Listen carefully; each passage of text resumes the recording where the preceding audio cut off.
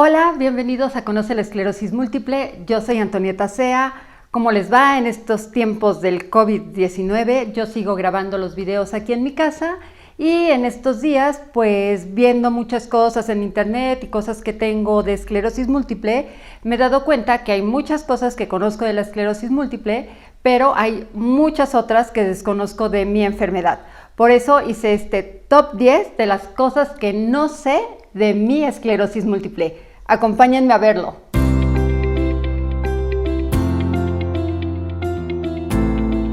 Número 1.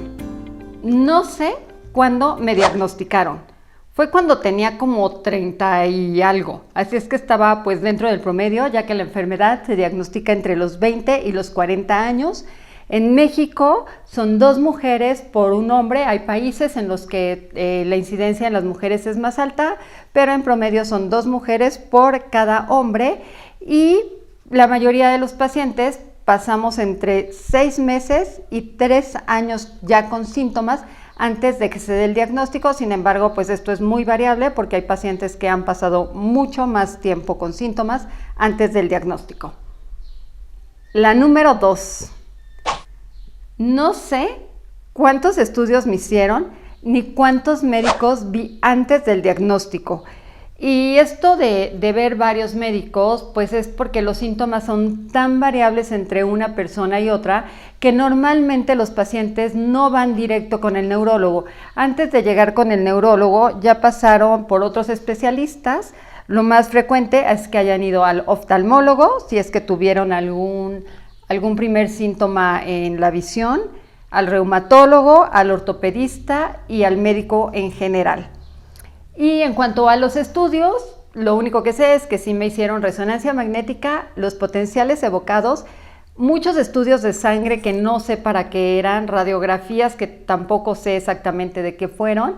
En mi caso no me hicieron la punción lumbar, ya no fue necesaria. Lo que sí es indispensable para poder dar el diagnóstico, como les digo, es la resonancia magnética, los potenciales evocados y básico, la historia clínica y el examen neurológico que te hace el doctor pues a la hora de revisarte en el consultorio. El número 3. No sé cuántos brotes o recaídas he tenido. Sé que el último fue en octubre del año pasado y anterior a ese fue en mayo también del año pasado, pero ¿cuándo fue el primero o cuántos han sido? No tengo la menor idea. Los brotes, como sabemos, son las recaídas que puedes tener de la enfermedad. Nunca se sabe cuándo te va a dar uno. El que estés usando un medicamento no te asegura que ya no te vayan a dar brotes, ni tampoco el que no tengas el medicamento te va a librar o te vas a decir que eso significa que tienes más brotes. Los brotes pueden ir desde leves hasta severos y dependiendo qué tan fuertes sean, pues va a ser la discapacidad que te ocasionen. No hay un tiempo específico entre un brote y otro brote. Y la severidad tampoco depende del tiempo que pase entre el brote 1 y el brote 2, por decirlo así. O sea, no es de que porque ya pasó a lo mejor 1 año que no has tenido brotes o 2 años, el que viene te va a dar más fuerte. Eso no están relacionados entre sí. Y lo que sí se sabe es que la mayoría de los pacientes se diagnostican cuando están en un brote o en una recaída, que es cuando tienen mayor cantidad de síntomas. Número 4. No sé ¿cuántos bolos me han dado? Los bolos son el tratamiento que se utiliza para poder controlar los brotes.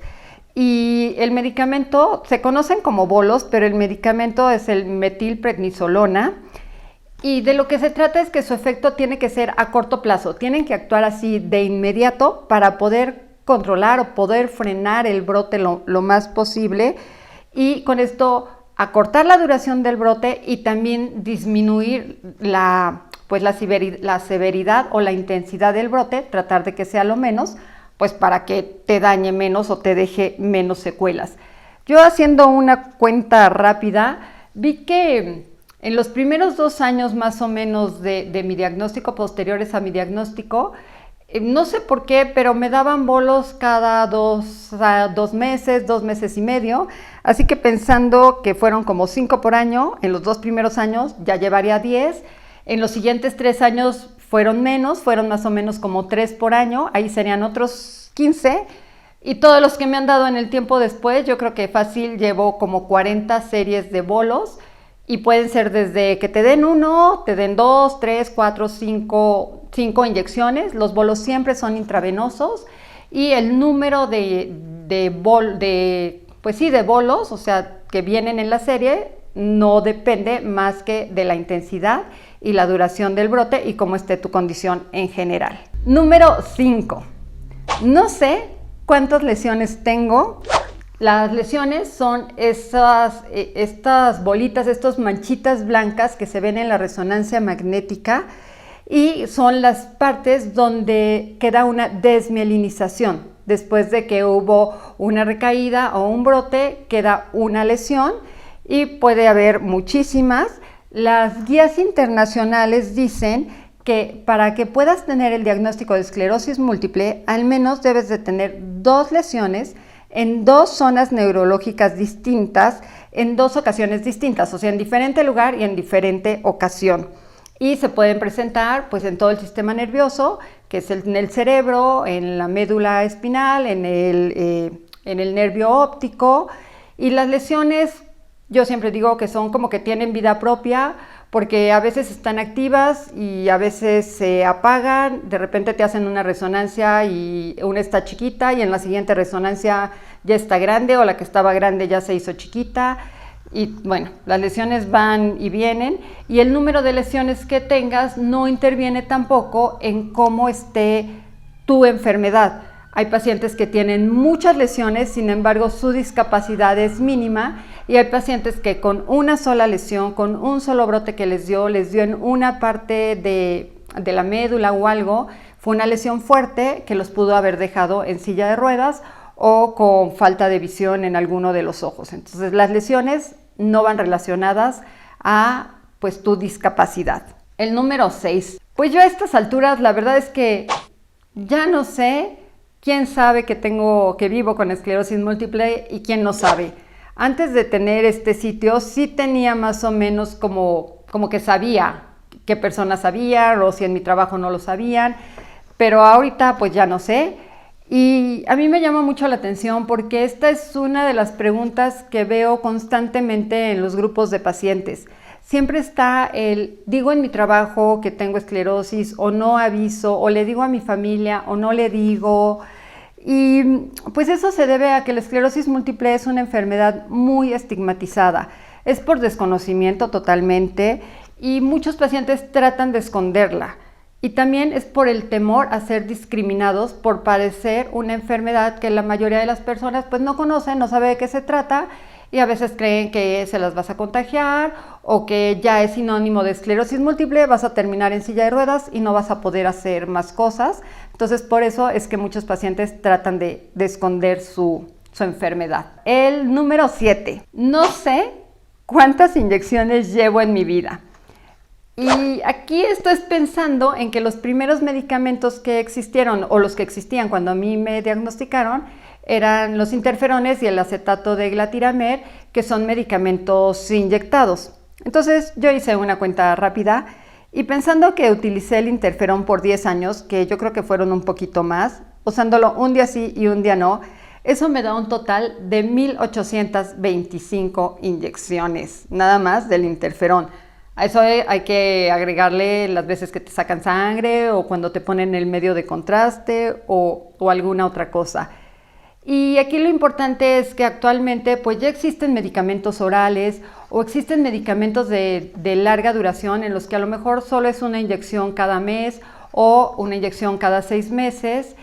Y más allá del número de inyecciones que te puedas poner, pues también es la libertad que les da a los pacientes tener estos nuevos tratamientos que no interfieren cada tercer día con tus actividades laborales o los que van a la escuela o simplemente con tus actividades diarias, no tener que estar inyectándote cada 3 días. Sin embargo, como les digo, pues son todavía los medicamentos que utilizan la mayoría de los pacientes. El número 8. No sé cuántas resonancias magnéticas me han hecho ni cuántos electroencefalogramas.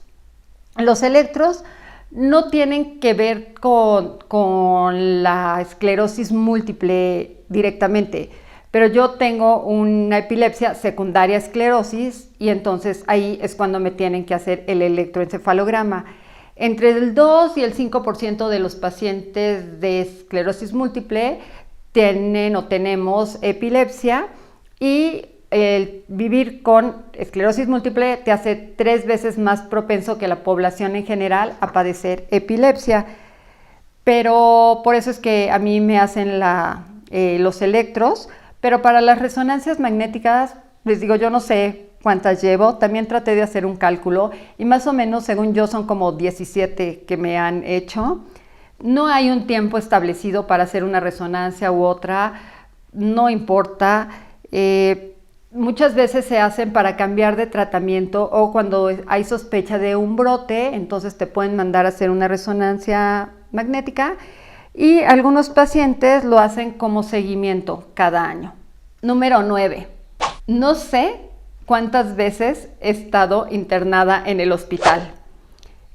Se calcula que la mayoría de los pacientes por lo menos han estado internados una vez. Las causas por las que más te pueden internar son para el diagnóstico. A muchos pacientes los internan para hacerle los estudios que se requieren para dar un diagnóstico, y ahí el tiempo es súper variable, puede ir desde una semana hasta 6 meses únicamente para darte el diagnóstico, aunque también conozco pacientes que han estado internados más tiempo y los que no han estado internados para recibir el diagnóstico y las pruebas se las hacen por fuera. También te pueden internar para darte los bolos, como les decía, siempre es intravenosa y depende cómo sea tu estado general o cómo sepas que te va con los bolos, puede ser que los recibas estando internado. También se internan para monitorear los efectos secundarios de un nuevo medicamento. Ahora estos nuevos medicamentos tienen algunos efectos secundarios en la presión o cardiovasculares, y es frecuente que a los pacientes los internen para monitorear cuando empiezan con un nuevo tratamiento. Y lo más probable por lo que más se internan los pacientes de esclerosis múltiple son por cosas secundarias a la misma enfermedad, como pueden ser las caídas, que esa es otra. Yo no sé cuántas veces me he caído, pero también he estado internada por caídas, porque me he dado así con todo y he tenido que estar en el hospital, no por la enfermedad, pero sí por las caídas secundarias a la enfermedad. Y número 10, no sé cuántos medicamentos me han recetado. Todos los tratamientos para la esclerosis múltiple sirven para controlar la enfermedad y retrasar la progresión. Hasta el momento no hay un solo medicamento que se diga que la puede curar. Todos lo que hacen es que avance menos rápido. El tratamiento debe de ser personalizado. Desgraciadamente en México, pues el acceso a los medicamentos es muy disparejo. No todo el mundo tiene la oportunidad de tener los medicamentos de última generación y eso dificulta también mucho el apego al tratamiento. Sin embargo, pues les digo, yo no sé cuántos medicamentos me han recetado. Los que sí sé que no puedo dejar y que nunca dejo son los modificadores de la enfermedad y el tratamiento para la epilepsia. Pero también me han recetado medicamentos para el dolor neuropático, para las parestesias, para el mareo, para dormir, para la presión.